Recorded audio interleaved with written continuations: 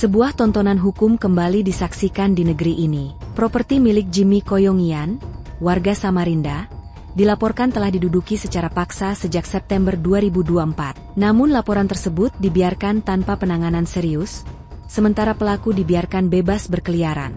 Yang mengejutkan, status tersangka justru diberikan kepada Koyongian hanya dalam waktu 24 jam setelah adanya laporan balik. Sebuah paket lengkap di mana korban sekaligus dijadikan tersangka. Kasus ini berawal ketika properti di Jalan Jakarta, Loa Bakung, Samarinda diduduki secara paksa pada 13 September 2024. Gembok dilaporkan telah digunting dan AC diambil, alih seolah-olah merupakan hak mereka.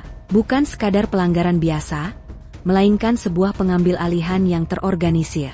Laporan yang diajukan oleh Koyongian diperlakukan seperti pesan spam yang tidak penting. Dijelaskan oleh Laura, kuasa hukum Koyongian, bahwa tidak hanya satu properti yang diambil alih, melainkan beberapa aset lainnya juga telah beralih ke pemilikan.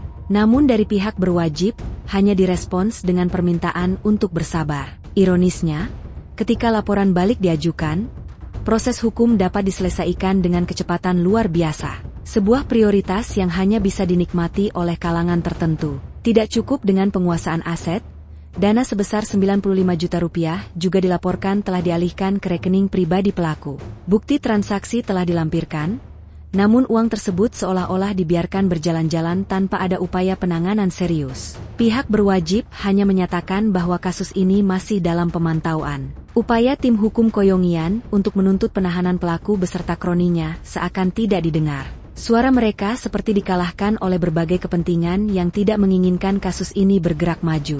Situasi ini memunculkan pertanyaan tentang perlunya pencarian institusi penegak hukum yang benar-benar bekerja tanpa pandang bulu.